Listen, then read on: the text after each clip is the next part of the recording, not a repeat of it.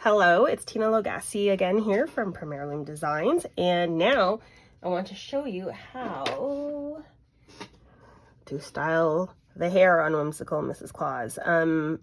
It looks super cool, I think, and it's actually not that hard if you do it step by step. So I've got my my yarn cut to the lengths for the large head, which is 8 inches. And I've got my piece of hair substrate cut out of white felt. And I've got a matching pipe cleaner cut to the same length. And what you're going to start to do is you want to form, I'll just show you a sample. You want to form kind of these loops that go around her hairline. So you want those loopy ends to fall forward of your substrate, to overlap it. I'll show you what I mean. And you're going to start basically at one end and work your way down. So each of these pieces of yarn I'm folding in half, and I've got my glue gun. This you can definitely do with white glue as well if you're more comfortable. You just have to wait for it to dry when you're kind of all said and done before the next step. But see, I'm going to overlap it this way so that ultimately you won't see this substrate anymore. And you're going to want to just keep going like this. Use a good amount of glue and keep your yarn nice and tight to each other. I'm trying to work on a piece of cardboard so you can see what I'm doing easier. And I find with the large head, it takes about, I think about 12 strands of yarn.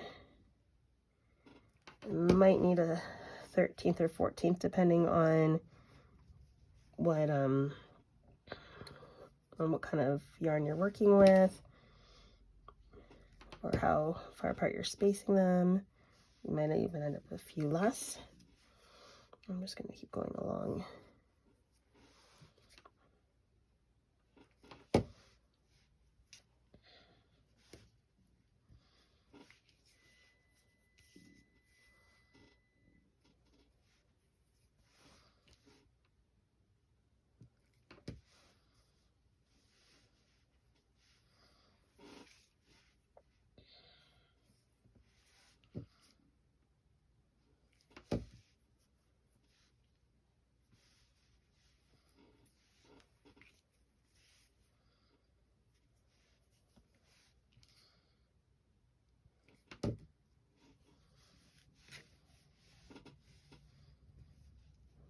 Okay, just a few more.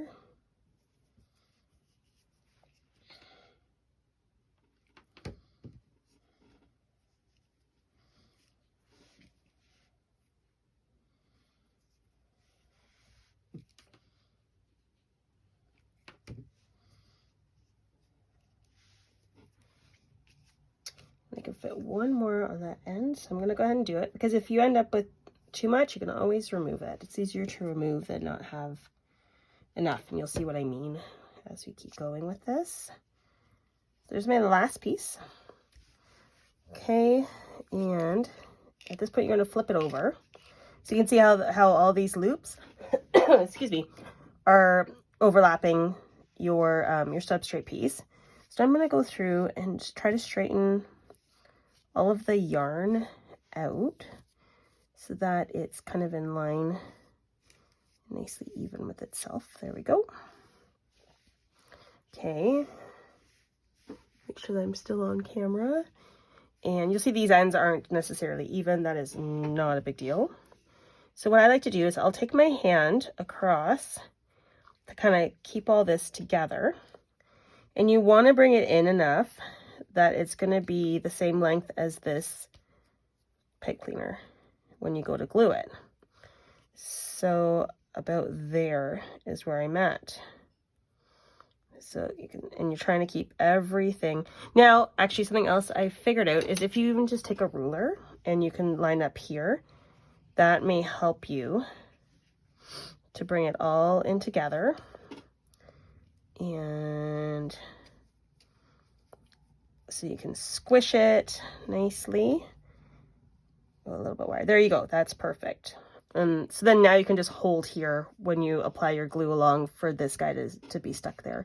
So I'm going to start up here, and I'm pretty generous with the glue. Again, you can use white glue. You just have to wait in between your steps to let it dry. And I'm going to poke him down. There we go. And I missed this little end bit, so I'm just going to come back in, make sure my end ones are going to be stuck on there nicely as well. There we go.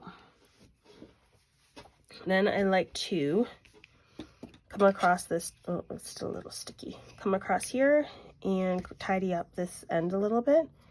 So I'm just going to cut it out like that. All right. Oops, it's still sticky. So we're at this stage. So now we're going to, I'm going to apply some glue, and then I'm going to be folding this downwards once.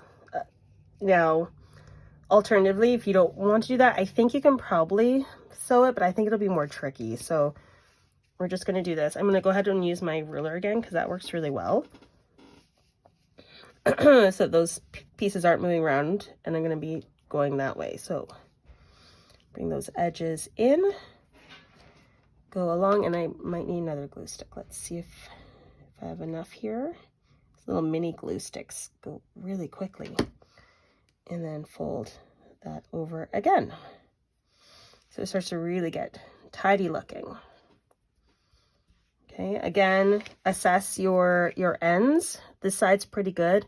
This side, like last time, I didn't quite get it. So I'm just gonna go back over, fold that in. Okay, now I think I'll do one more now, and then, or maybe both of them, and then put it on the head. Okay, so we're gonna keep going with this. I'm gonna do another one. So notice how it starts to kind of get a little bit bigger, and that's okay, that's perfect. And I am gonna need another glue stick. Start it in there.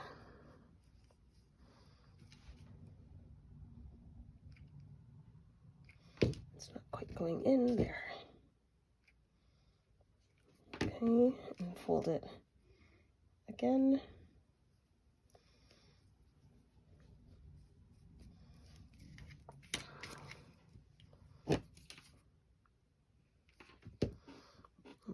Again, make sure those ends are nicely attached. I didn't get any of those end ones there, but now I will.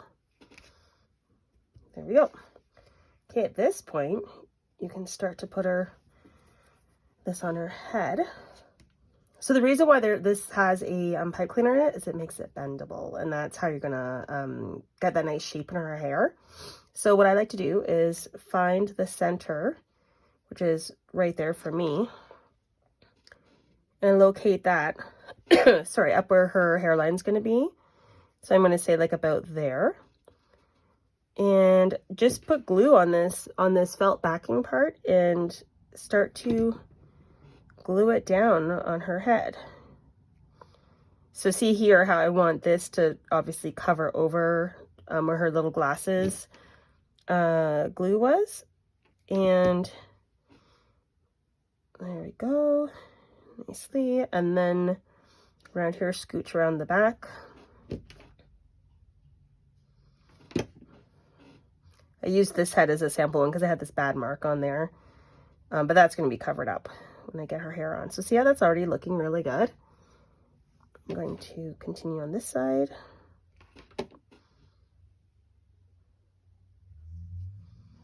Okay, and see that just about matches perfectly. If you find that this is short by like that much, you can just throw in an extra piece of yarn, glue it here, and kind of finagle it. If it's too long, you can cut off a piece, you know, from there and there. But hopefully I've had good success with this particular dimension, but it really does depend on where you set that hairline. It could vary a little bit, okay? So you can play with that. So there's her hairline. It's looking really good. So now we're going to take this and I'm going to find the center like that, so I know where I'm going to be folding into. So you've got a couple of options. If you want to leave her hair really long like this, you can fold these in now to the center and then fold it back on itself like that. You can either leave it, if you're comfortable just leaving it and that your hair ribbon's gonna hold it all together, you don't have to seal it, but you could also throw a stitch in here to hold it nicely together like that. This gives her a really long, tall beehive, I guess. I find that too tall, so what I actually like to do is when I'm at this point, I'll continue to fold it down. So I'm going to fold it down once more and probably fold it in at this point. And see, it gets like really poofy, which I love because her hair gets nice and thick. So there's that. And then again, you can, oh goodness, I might just throw some glue on there to hold it because I don't have a thread handy. So you can also just do this. And then like that. Okay. And then, I have a piece of, I don't have a piece of ribbon with me, but we can just take this and I can show you. So then what you would end up doing with the ribbon is going around and tying it, and then you end up with your nice little cool hair thing. Beehive, I guess. Okay. So hopefully that makes sense. A lot of, like, the height of this depends on how tight you make those initial folds and stuff. You can play with it. You can also, if you don't like that, you know, that this is all kind of loose, you can, when you assemble this to her head, you can also glue these individual strands down to her actual scalp, we'll call it, so that, you know, it's holding a little bit more like that. That would also look good. But that's up to you. Okay. So that's how you do her hair.